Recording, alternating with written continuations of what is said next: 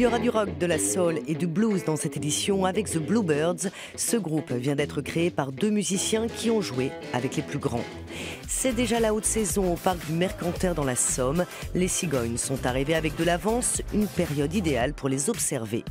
À Nîmes, il sera bientôt possible de payer avec des crocos chez certains commerçants. Cette monnaie locale véhicule, vous allez le voir, de belles valeurs. On a des billets de 3, de 5, de 10, de 20. On se procure à l'association? Alors, on se les procure, on a des endroits de change. Passé de l'euro au croco, les vrais monnayeurs ont tout naturellement choisi l'entrée des Halles, le temple de la gastronomie gardoise, pour tenter de convaincre les Nîmois d'adopter la monnaie locale. Adhérer, pour moi, c'est faire partie d'un système qui va pas changer le monde, mais qui fait qu'on a la maîtrise de. Je sais où va aller mon argent, à qui il va aller. Je sais qu'il va tourner, je sais qu'il ne va pas fuiter dans des secteurs qui ne me plaisent pas. Adopter la monnaie locale, c'est aussi pour ses défenseurs lui rendre sa fonction initiale, une valeur d'échange et une aide au commerce de proximité. Des valeurs qui séduisent les passants comme ce professeur prêt à adhérer. Ça va permettre peut-être à la relance de certains magasins du centre-ville qui souffrent un petit peu de la concurrence des grosses enseignes qu'on peut trouver un peu partout, et notamment en périphérie. Et ça pourra peut-être permettre à des commerçants de mieux s'en sortir et puis effectivement de conserver l'argent sur place pour éviter que ça parte dans d'autres circuits. Le croco a déjà fédéré une trentaine de commerçants à Nîmes, comme ce charcutier. Ces étals feront aussi office de bureau de change. Ça me fait plaisir de dépenser mon argent chez un confrère, quelqu'un qui va pouvoir employer des salariés, développer son commerce et surtout rester parmi nous.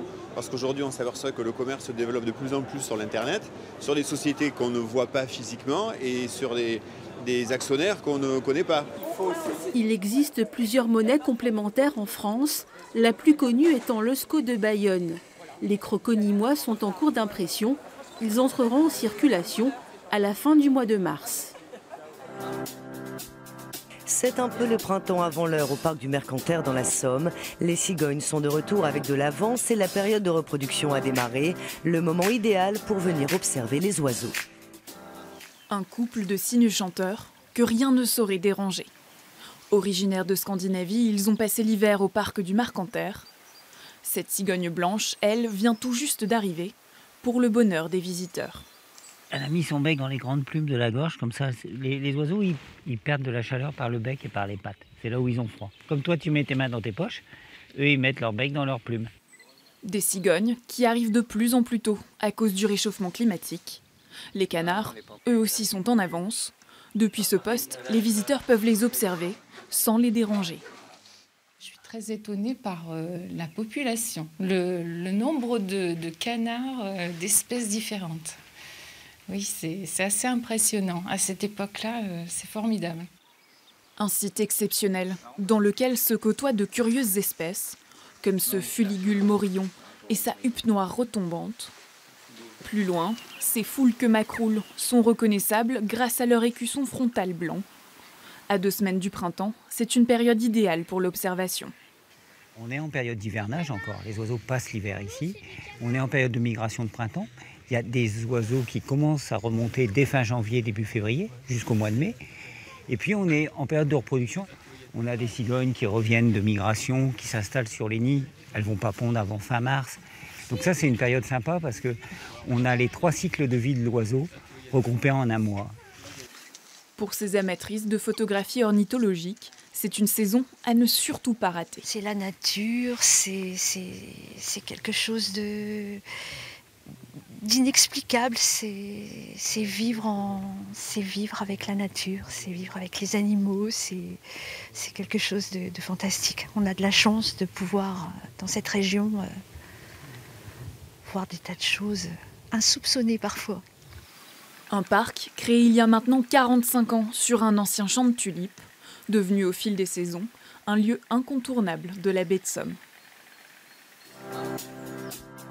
Du rock, du blues et de la soul pour refermer cette édition avec la présentation d'un nouveau groupe, The Bluebirds.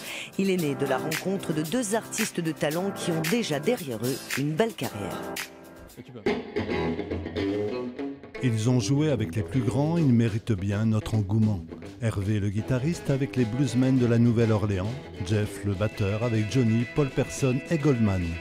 Les deux se sont rencontrés en Dordogne récemment.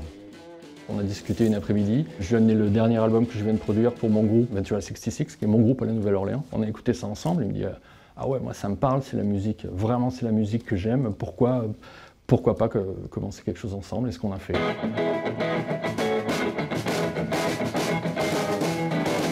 Dès qu'on a joué ensemble, il s'est passé un truc. Ça m'est arrivé 2 ou 3 fois dans ma vie, pas plus, de jouer avec un type avec qui j'ai jamais joué. J'ai l'impression que ça fait 20 ans que je joue avec lui. Leur nouveau groupe s'appelle les Bluebirds. Du blues, bien sûr. Hervé baigne dedans depuis ses 12 ans. J'avais un grand frère et quand on a un grand frère, en général, on regarde par-dessus son épaule, on regarde ce qu'il fait, on s'intéresse un peu. Et à l'époque, il écoutait Jimi Hendrix. Cette musique ne l'a jamais quitté. En 1995 commence pour lui l'aventure américaine où il apporte sa French touch pendant 20 ans. J'y retournerai certainement, puisque de toute façon j'ai des projets en route avec mon équipe là-bas. On vient d'enregistrer un album qu'on a fini de mixer en Dordogne. Dans un studio à Château-l'Évêque, 5 musiciens, une chanteuse, réunis par Hervé.